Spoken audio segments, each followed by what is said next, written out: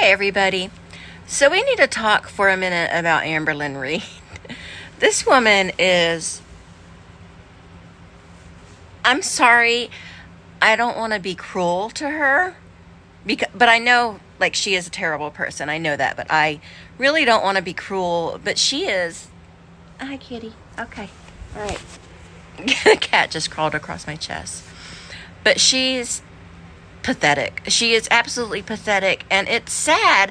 And I know she's suffering from mental illness, but she refuses to get therapy. Like, she'll every so often say, yeah, I'm in therapy, but she can't possibly be. She would be getting somewhat better. She is not getting better. If anything, she's getting worse. And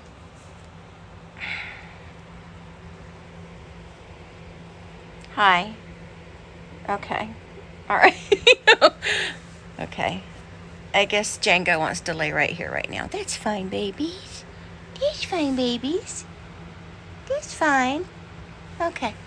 Sorry about that, the distraction, but so,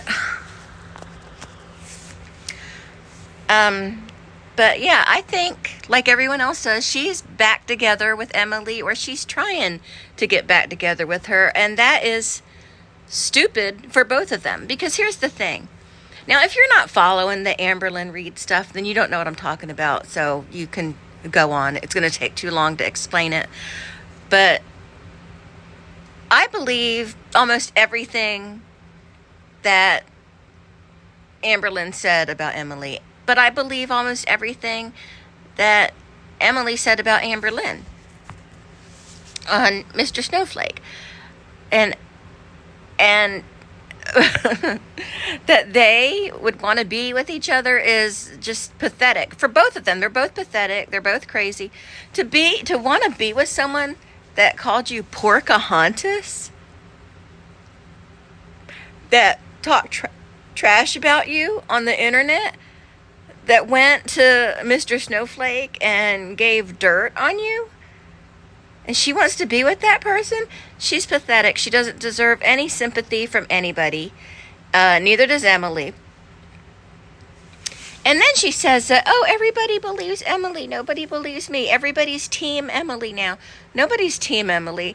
I've seen everybody I've watched says they don't like Emily. But yeah, this is disgusting and weird. This is disgusting and weird. So she'd rather be with a feeder than be alone. She'd rather be with someone that, and I know she's feeding her, because Amberlynn said something about watching TV and eating hamburgers and chicken nuggets, because that would turn Emily on.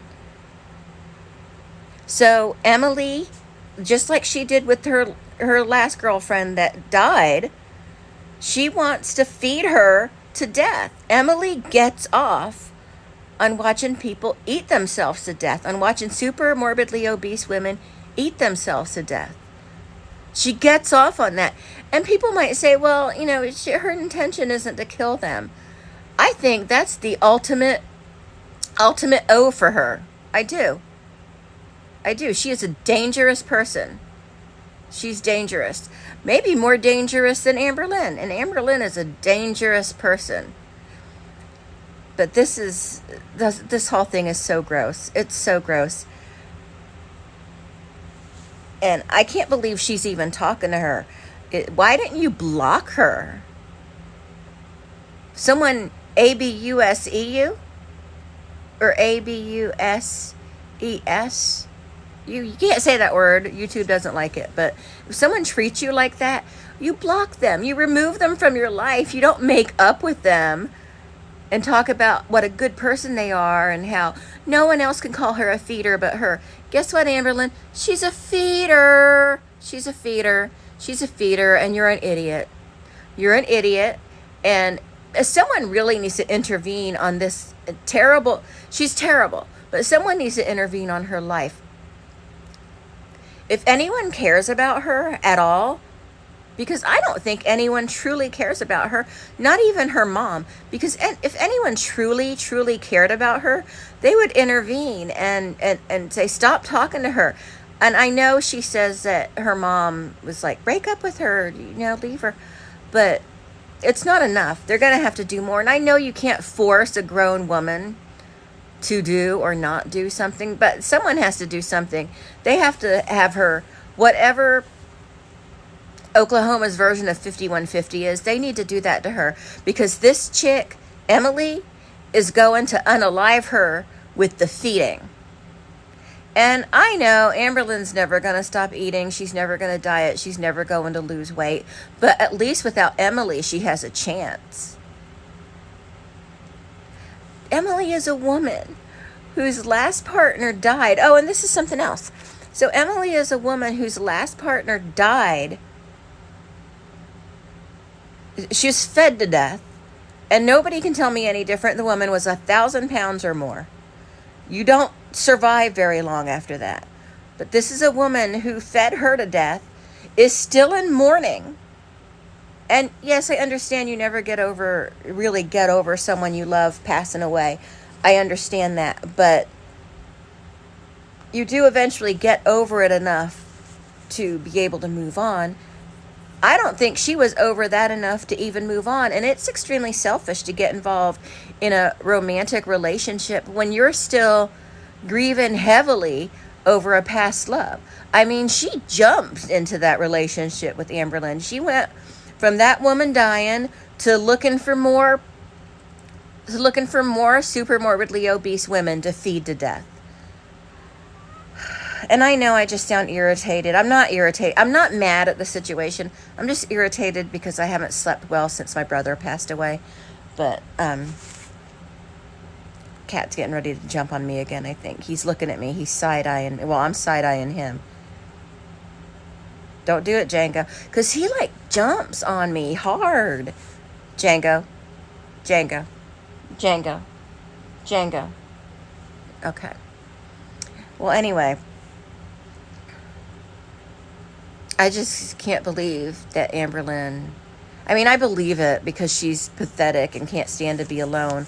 But she's got a whole trail of women lined up. For some reason, she doesn't have problems getting girlfriends.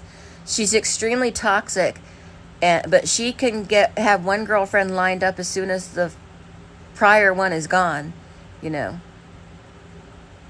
before the prior one is gone.